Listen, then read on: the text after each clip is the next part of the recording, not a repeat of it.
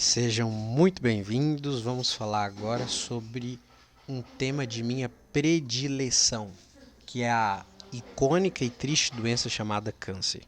Mas para entender o beabá do câncer, nós precisamos falar sobre os mecanismos moleculares de controle do ciclo celular. Eu tenho certeza que todo mundo vai entender o que vai ser dito aqui. Todo mundo mesmo. Mas antes eu queria agradecer aí a Maria Cecília, que sempre comenta nos meus vídeos, motivando eu a continuar gravando esses resumos sobre temas bem relevantes para a vida do profissional da área da saúde e para qualquer pessoa que tenha interesse em aprender sobre saúde também. Então ela colocou arrasa demais Beltiano.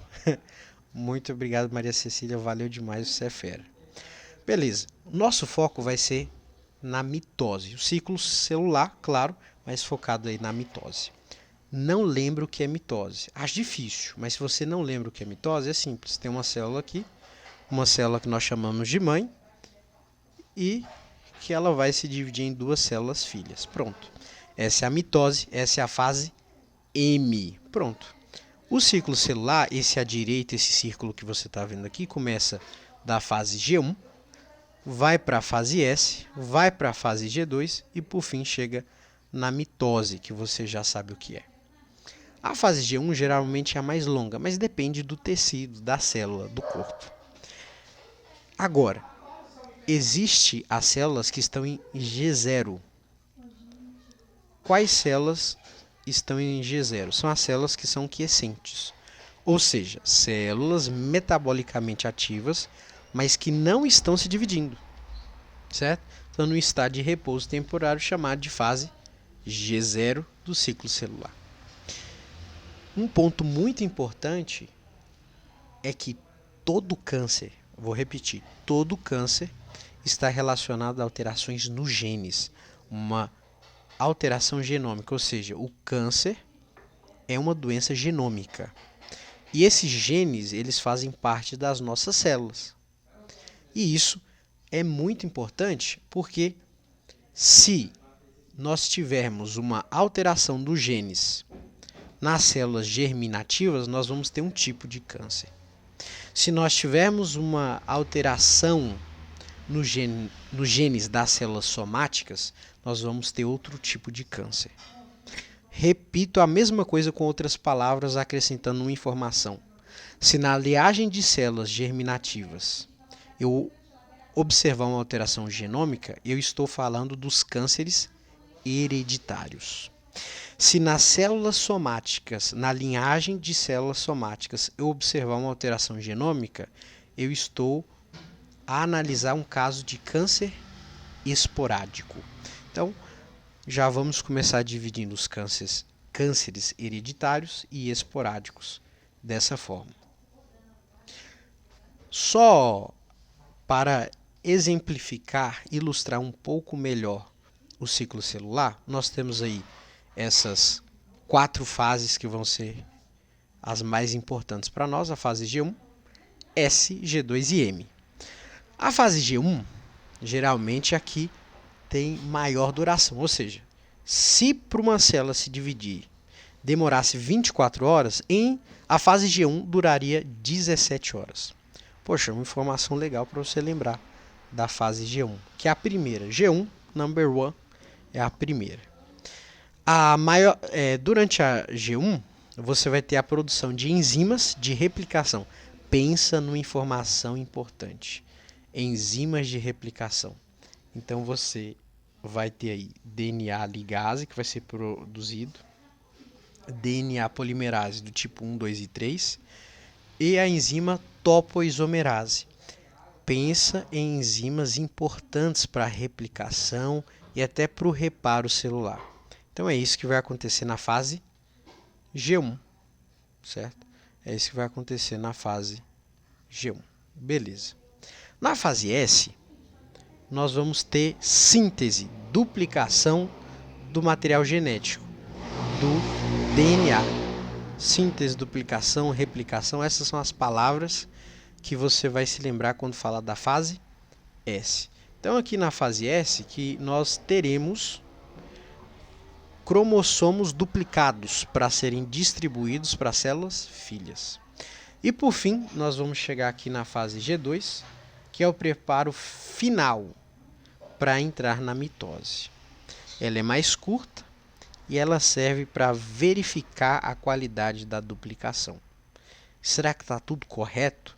Será que essa célula tem todas as peças necessárias para se duplicar, para fazer mitose? E por fim, então essa é a fase G2, e por fim, nós temos aqui a mitose. Quando nós falamos de mitose, você já sabe que aí é a célula mãe que vai gerar aí as duas células filhas. Mas na mitose nós temos algumas divisões, que são a prófase, prometáfase, metáfase, anáfase e telófase. Com certeza você já usou algum mnemônico para decorá-las, mas aqui o que é importante é só relembrar o processo. Então, para essa célula se dividir, essa célula aqui acabar se dividindo em duas outras células, ela precisa passar por essas etapas. A primeira etapa, nós vamos ter condensação do cromossomo, formação do fuso mitótico, e depois você vai ter ruptura da carioteca na prometáfase. Na metáfase, você vai ter os cromossomos alinhados na placa equatorial. Na anáfase, a separação desses cromossomos em polos opostos. Você pode pegar uma imagem esquemática que eu não coloquei aqui do Google mesmo, mitose, para você relembrar. E na telófase você tem aí a formação finalmente de duas células filhas. Então essas são as etapas que você encontra na mitose. O que é mais importante? Talvez lembrar aí da metáfase e da anáfase, né? Nós temos essa ruptura da carioteca, certo? Que vai ser rompida, esse material genético ele vai ser alinhado e depois vai ser separado em polos opostos. Eu acho importante lembrar disso aqui. Bem, essa daqui é uma imagem legal apenas para ilustrar esse processo de divisão, tá certo? Quando chega aqui na mitose, você já tem no final dela as duas células filhas. E agora uma ilustração para entender o que vai ser dito daqui para frente. Quando você vai iniciar o processo de divisão celular, você pode pensar que é como fazer uma viagem. Você inicia o processo, certo? Você começa a viagem e para você iniciar a viagem, você precisa de combustível. Você precisa de motivação. Vamos viajar para a praia por causa disso, estou cansado demais, não sei o que. Alguém te motiva, você fala assim, vamos. Entra todo mundo no carro. Então, esses fatores que motivam sua família a iniciar uma viagem, te motiva a iniciar uma viagem, pode ser qualquer motivo, nós vamos chamar eles de mitógenos. Você vai entender isso daqui a pouco. Então, são os fatores que vão te incentivar a iniciar essa viagem ou esse ciclo celular. Na viagem, você tem diversos direcionamentos e sinais que vão te explicar se você deve ir mais rápido, mais devagar. Eles vão dar sinais se ainda tem gasolina, por exemplo, o carro vai dar sinal se tem gasolina, temperatura do motor, o ar-condicionado, aquilo outro, se a porta está aberta, está fechada. Então, durante a viagem, o próprio carro vai te dar vários sinais e a estrada também vai te dar alguns sinais. Porém, na estrada vai ter muitos pontos de verificação da legalidade do seu veículo.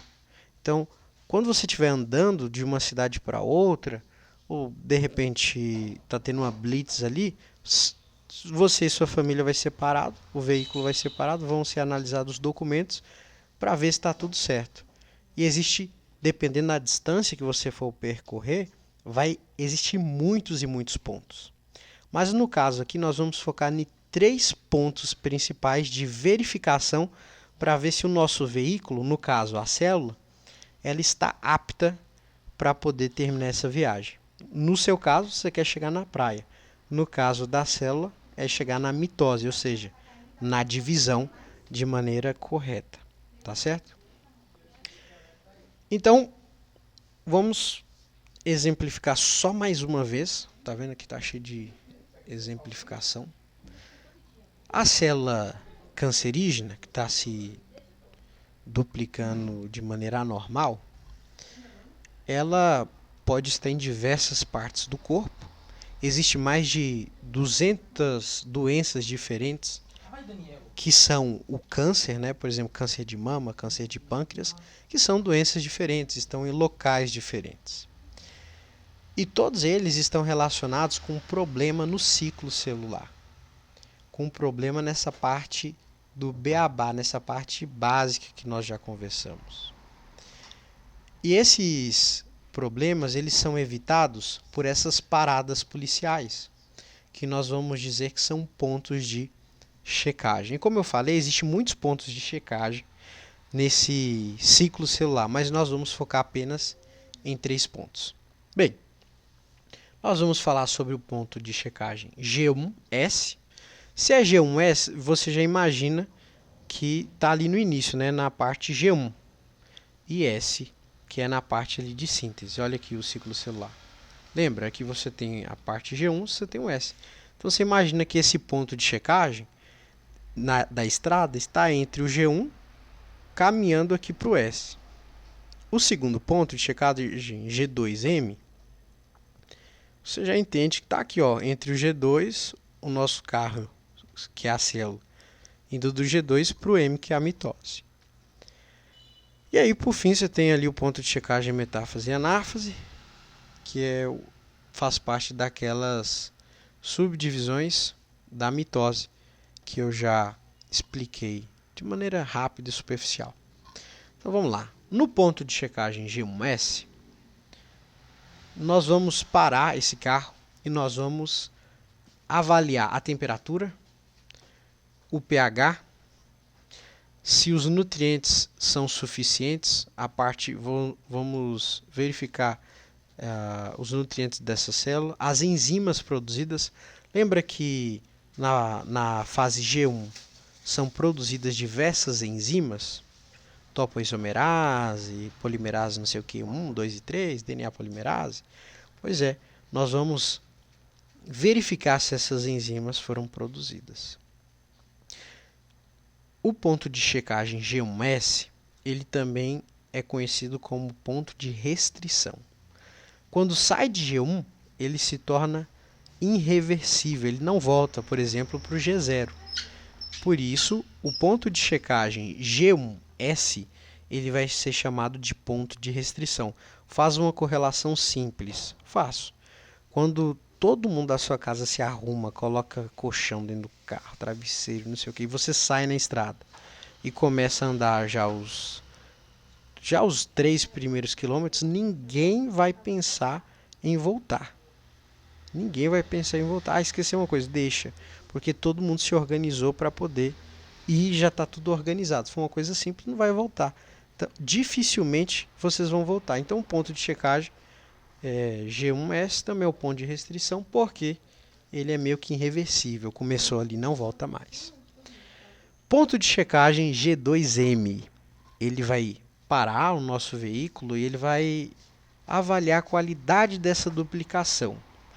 A parte ali do G2, ele já tem essa função de analisar a qualidade, certo?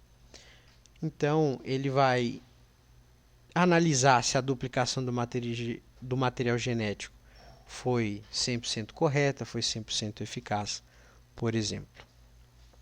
No ponto de checagem da metáfase e anáfase aqui, nós vamos ter,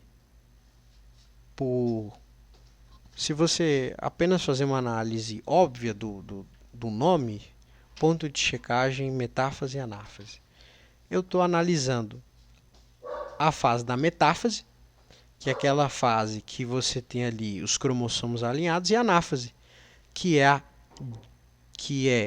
o material genético indo para os polos diferentes, ou seja, indo para uma célula, se preparando para ir para células diferentes. Então esse ponto ele vai verificar o alinhamento desses cromossomos lá na placa equatorial. Vixe, faltou um T aqui, ó, equatorial, tá certo? Então vai analisar o alinhamento dos cromossomos ali na placa equatorial. E ele também vai analisar aí, ó, essa separação. Quando ocorre um problema nesse ponto de checagem da metáfase e anáfase, nós vamos aí encontrar um câncer, uma neoplasia com mais cromossomos ou menos cromossomos do que o normal, do que o esperado. E o nome desse problema se chama aneuploidia. Então, muitos cânceres vão ter essa característica, ter mais cromossomos ou menos cromossomos do que o esperado. E o porquê que isso ocorre? Porque você teve um problema no ponto de checagem ali da metáfase e anáfase. Legal, né? Agora, nossas células, para o ponto de checagem, elas precisam de algumas proteínas. Na verdade, para iniciar o ciclo celular, elas vão precisar de proteínas. Sem essas proteínas, o ciclo celular ele não vai ocorrer. E essas proteínas são essas que você está vendo aí, né? A ciclina e a CDK, que é uma quinase dependente de ciclina. Ou seja, sem ciclina, o CDK não vai funcionar. E a ciclina, para dar início aos processos do ciclo celular, também precisa da CDK para fosforilar e ativar esse processo. Então é um dependendo do outro, né? Então você percebe que na biologia molecular você tem uma lição aí importante de companheirismo, né? De confiança, de correlação dependendo do outro. Interessante isso. Então, beleza. O que é a CDK? O que é a ciclina? A ciclina, ela vai levar o fosfato para outra molécula do ciclo celular e ela vai fosforilar para iniciar os processos a partir do momento que a ciclina se encaixar nela. A CDK, ela tem uma característica muito importante, que é a CDK, ela permanece em níveis constantes durante todo o ciclo celular. Então vou repetir, a CDK, ela permanece em níveis constantes durante todo o ciclo celular. Então lá na fase G1 está alta, na fase S está alta também, no mesmo nível, nível 10, nível 10. Lá na fase G2, mesmo nível. Agora, a ciclina é o contrário, ela varia a sua concentração ao longo do nosso ciclo celular. Ponto, é isso. E ela vai ser responsável também por iniciar esse processo de fosforilação, toda quinase fosforila, porque ela vai se ligar ao CDK, que é dependente de ciclina, e depois que ela se ligar aqui vai ocorrer a fosforilação. O que é importante lembrar daqui? Que a ciclina, existe vários tipos de ciclinas e vários tipos de CDK. Como se tivesse a ciclina 1, a CDK 1 para a ciclina 1, a ciclina 2 para a CDK 2. Como se fosse isso, mais ou menos. Então, olha só. Você tem aqui algumas ciclinas, certo? Deixa eu colocar aqui. Por exemplo, você tem aqui a ciclina D ou G1. Poxa, se o nome dela é G1, você já imagina que ela está relacionada ali com a primeira fase do ciclo celular.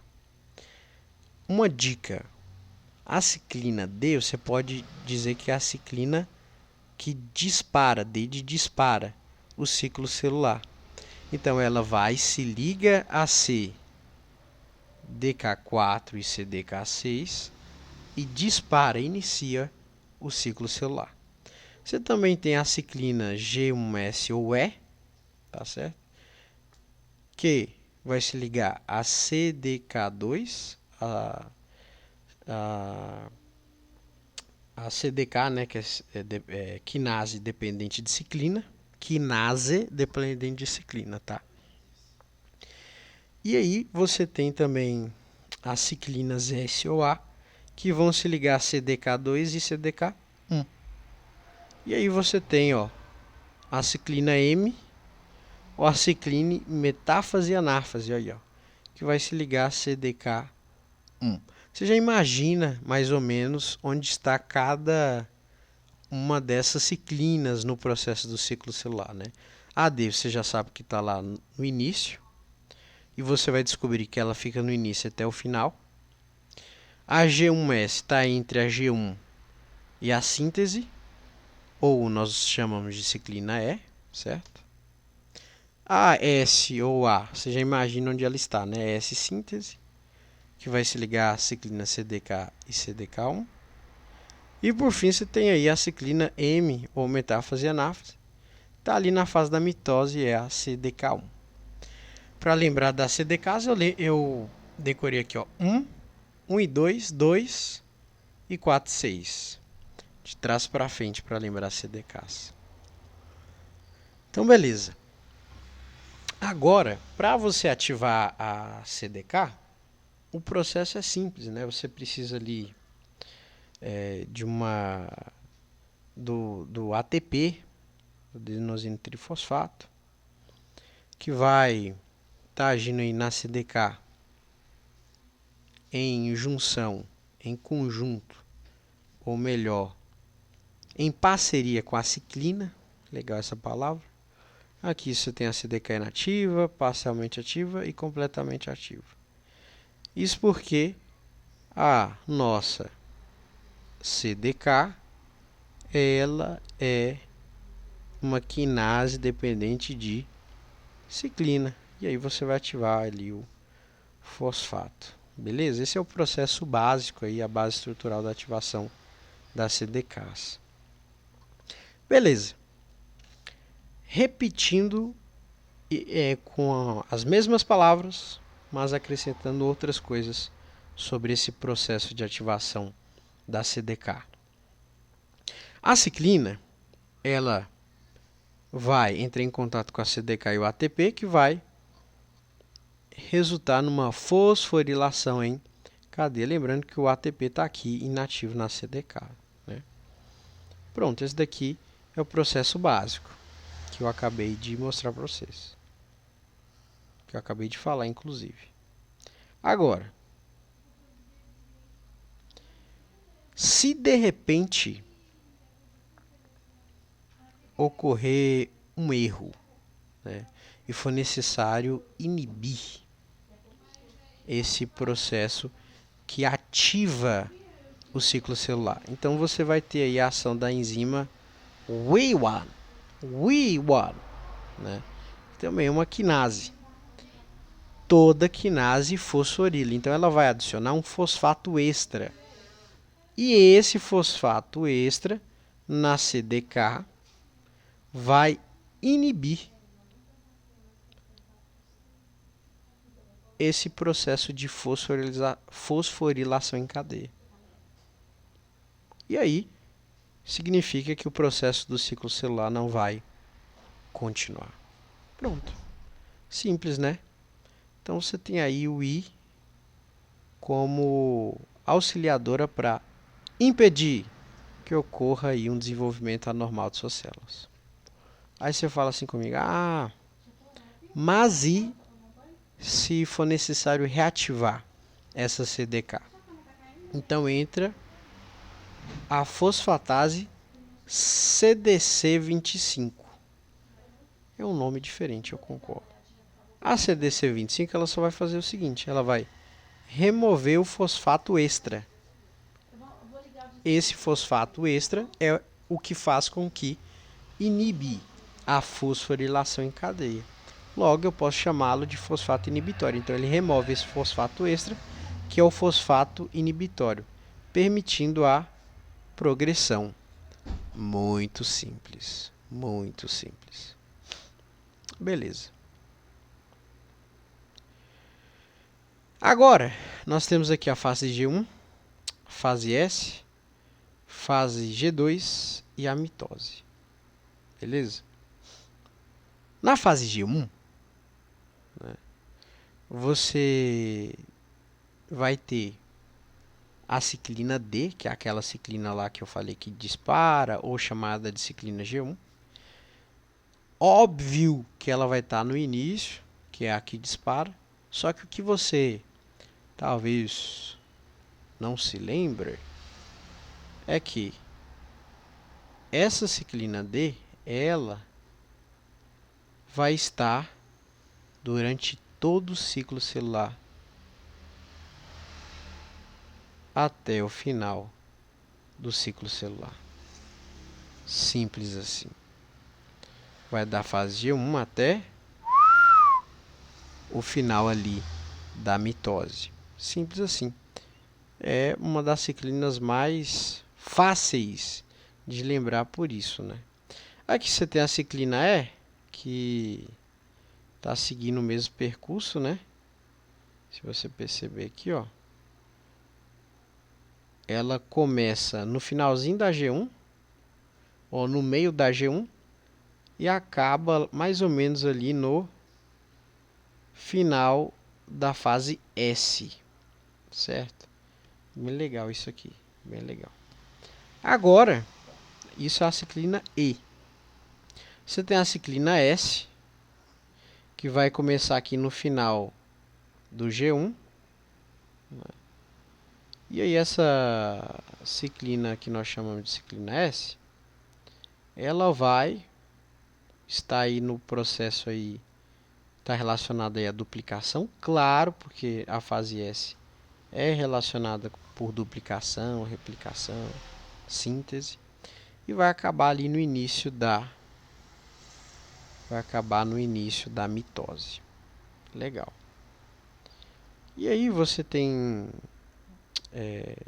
aqui por fim, para finalizar, a ciclina M. Eu não vou mentir pra você, eu gosto desse conteúdo, eu acho da hora, sério. Mas eu entendo que pode ser super cansativo, mas eu gosto. No início aqui da fase S, você tem a ciclina M, ou metáfase e anáfase, que você já sabe a função dela. Analisar lá o alinhamento na placa equatorial ali dos cromossomos, ver se está tudo certinho. E ela vai iniciar aí na fase S e vai acabar ali mais ou menos no final, no meio da mitose. Então essas são as ciclinas e a concentração das ciclinas nas diferentes fases do ciclo celular. Agora, você já ouviu falar sobre as ciclinas, quinase, sem elas nós não iniciamos o processo do ciclo celular, falamos dos pontos de checagem policial para ver se está tudo certo. Agora imagina que vamos começar tudo do zero, que é uma folha em branco. Imagina que está começando tudo do zero.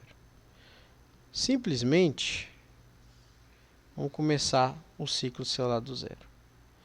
Vamos iniciar essa viagem. Aí se diz, vamos. Precisamos da gasolina, precisamos do dinheiro, precisamos de vários fatores para nos motivar a iniciar essa viagem. A célula precisa de fatores para motivá-la a fazer uma mitose, ou seja, a se dividir e de uma célula formar aí duas células filho. Simples assim. Então aqui eu tenho, né? Deixa eu ver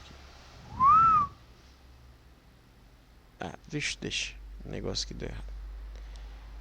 Então aqui eu tenho os chamados mitógenos, que são os fatores de crescimento, os fatores que estimulam a célula quiescente, que está lá no G0, de boa, tranquila, a decidir viajar e se dividir, passar por todos aqueles pontos ali de checagem, de verificação, passar por todas aquelas blitz. Imagina a canseira, né? Então ela está ali de boa e os mitógenos são os motivos pelos quais ela vai querer realizar uma mitose. Ou seja, ir para o processo lá ir para a fase G1, que é irreversível e começa a não parar mais. Então, beleza. Um dos fatores é esse daqui de cima, lesão vascular. Acontece uma lesão vascular, as plaquetas vão começar a produzir o PDGF, que é fator de crescimento derivado das plaquetas. E esse fator de crescimento PDGF vai fazer com que essas células que estão ali paradas comecem a ir para a fase G1 para se duplicarem. Tem também lesões na pele, né? Um corte ali, uma lesão na pele, na epiderme, que vai fazer com que o EGF, fator de crescimento epidérmico, induza, certo? Com que essas células que estão ali paradas comecem a se duplicar. Você tem o FGF, fator de crescimento de fibroblastos, que é uma proteína da célula fibroblasto. Né? Você tem o CSF, fatores estimuladores da formação de colônia, que atuam na medula óssea, que vão induzir a produção de hemácias, plaquetas, linfócitos, né? É isso. E você tem a interleucina 2, que é do processo inflamatório, que também induz essa célula a se dividir, começar essa viagem. E o IGF-1 do fígado, sob o comando de A, que também vai induzir a mitose, induzir essa célula quietinha a se dividir e entrar na viagem. Então vamos lá. Qual é o início do ciclo celular? Certo? Mais uma vez, deixa eu voltar aqui. Mais uma vez, usando o exemplo aqui. Então, tá ali de boa. E aí, essa célula aqui, ela vai resolver viajar, né? Então, lá na membrana plasmática dela vai ter alguns receptores.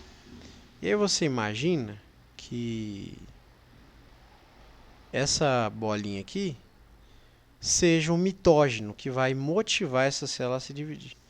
Então ele vem e se encaixa lá no receptor lá da membrana plasmática e vai acabar induzindo essa célula a transcrever alguns genes, algumas moléculas que vão fazer com que ela comece a se dividir. Então, por exemplo, aqui está o mitógeno de rosa, certo?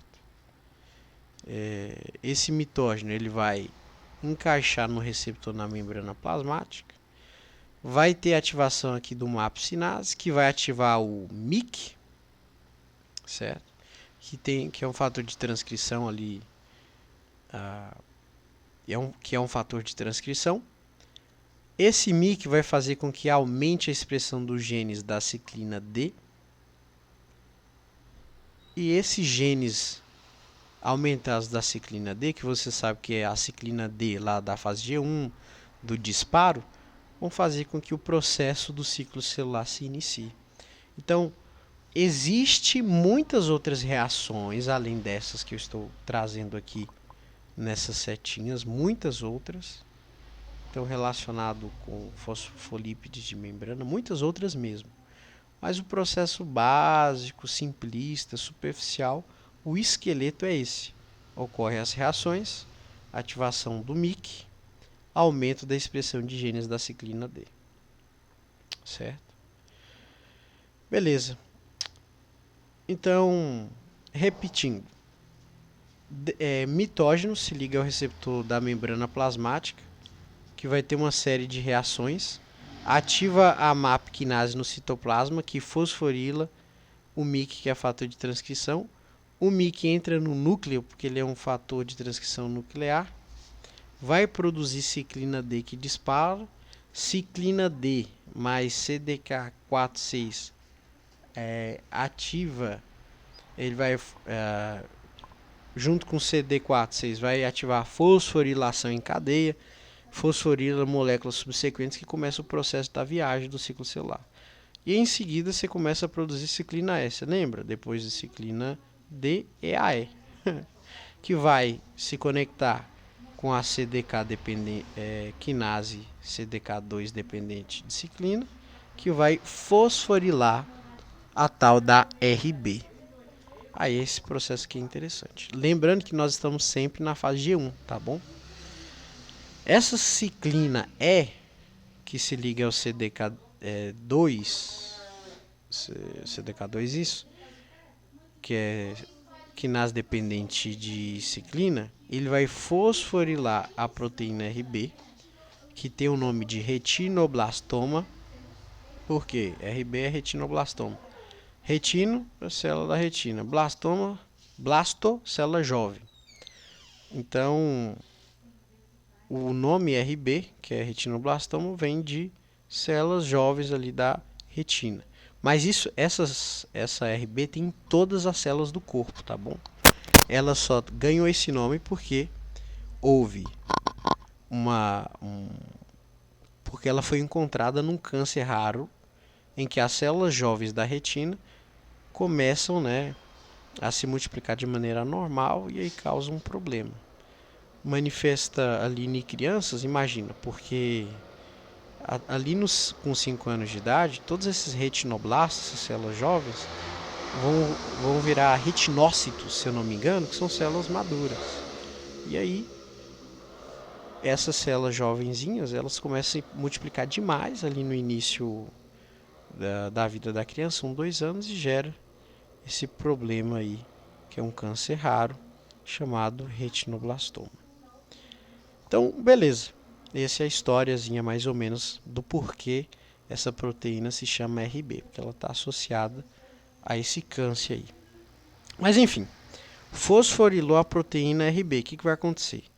A proteína RB, ela vai se conectar, ela se conecta, é um complexo, né, ao fator E2F, esse rosinha aí, simples assim, tá certo?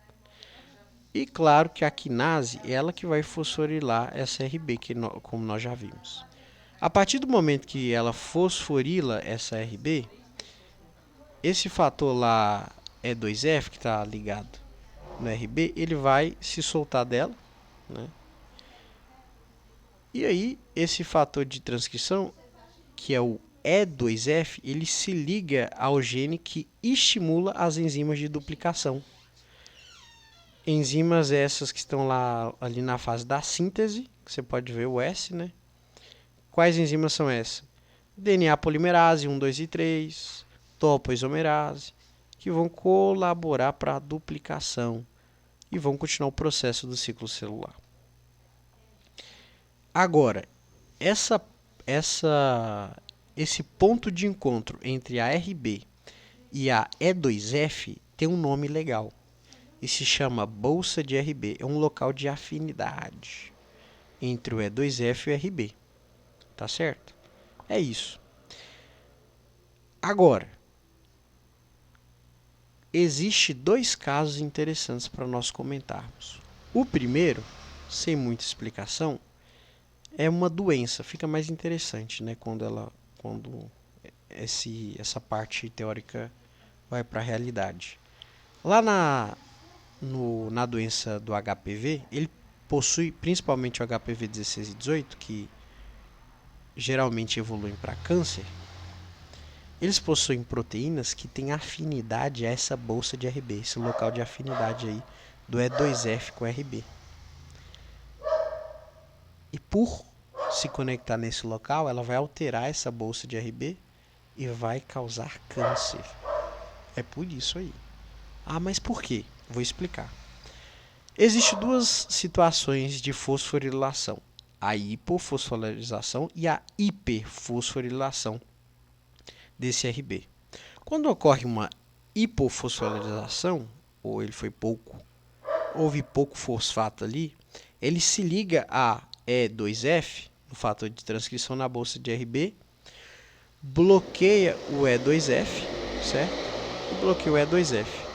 Ou seja, ele não vai se ligar ali na fase S e estimular, não vai se ligar a genes ali no núcleo e não vai estimular enzimas de duplicação. Agora, quando ocorre uma hiperfosforilação pela CDK2, aqui ó, que é quinase dependente de ciclina, o E2F vai se desprender do RB O E2F livre estimula genes. Eu já tô acabando aqui. Eu tô com a minha mãe aqui em Montes Claros, Minas Gerais. Espera, já tô acabando. Tá, rapidinho, rapidinho. Já tá no fim. 3. 3 minutos. Tô te falando. E2F livre estimula genes de enzimas de replicação, que é DNA polimerase 1, 2 e 3, e topoisomerase, né? Então vamos acelerar aqui. Então, é esse processo que eu já falei, quando acontece a hiperfosforilação. Então, a relação com câncer, explicando aquilo que eu já tinha dito. Essa mutação do RB na bolsa alterada vai deixar o E2F sempre livre e vai ter uma produção constante de enzimas de replicação em excesso. Proliferação exponencial gera o câncer. O HPV faz isso. Ela altera essa bolsa de RB, fazendo o E2F ficar sempre livre, câncer, câncer, câncer. Lembrando que isso tudo é na fase G1, tá? Beleza.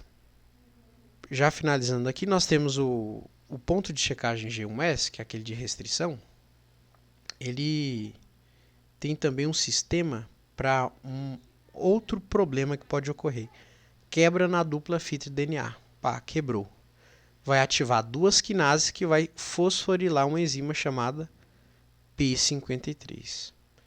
Essas quinases têm nome? Tem. E eu não coloquei aqui em cima, mas estão aqui embaixo, tá? Fosforila a P53. A P53, ela é um fator de transcrição para a P21. A P53, ela é a molécula guardiã do material genético. Ela ajuda a proteger. Ela produz a P21 e a P21 inibe essa CDK aqui, essa ciclina, que é para o ciclo celular. Poxa, quebrou o DNA ali, vai dar problema. Aí para o ciclo celular, simples assim. Então, dano ao DNA, exemplo, quebra da dupla da fita, a ATM e a ATR, que são quinases, fosforila a P53, que ativa a P21, que inibe a ciclina e a CDK. Via da P53, a tal guardiã do genoma. Teve dano no DNA, as quinases, fosforila a P53, P53, que é uma proteína nuclear, como as outras que nós falamos aqui, de meia-vida de 30 minutos, ela faz lá o fator de transcrição no núcleo, né? Estimula a P21 inibe o complexo ciclina CDK para o ciclo. Acabou, não vai ter mais problema. Ela estimula a PCNA, antígeno nuclear de célula proliferante, e ativa o DNA polimerase 1, 2 e 3, que vão reparar ali esse dano ao DNA, tá certo? Então ela estimula a PCN. Isso daqui é importante colocar aqui, ó, grande. Ela estimula também a PCNA. E aí, se ela fizer estudo e ainda não reparar, ela ativa a apoptose, destruição da célula. E, por fim, ela tem aí, se não houver danos ao material genético, tá tudo certinho, a MDM2, ela vai se ligar a P53, liga a ubiquitina, ela se liga e faz uma ubiquitinização, ela marca a P53 e leva ela para ser degradada lá no proteassoma. Agora, a MDM2, né, fala assim, ó, tchau P53, não precisamos de você. Ela marca ela e acontece uma ubiquitinização, como ocorre nos músculos, né? Ubiquitina marca o que tem que ser destruído. Quando ocorre uma mutação na P53, por exemplo, ela se transforma na TP53, que está relacionado, inclusive, curiosamente, com 50% dos cânceres relatados hoje em dia, né? Que ocorre? Essa P53 não ativa a P21, não ativa a PCNA, não causa apoptose e aí ocorre uma proliferação descontrolada. E essas células mutadas se multiplicam anormalmente. E está relacionado aí com a mutação da P53, né? Que nunca vão ativar a P21 e, por consequência, vão causar essa querela, essa doença chamada câncer.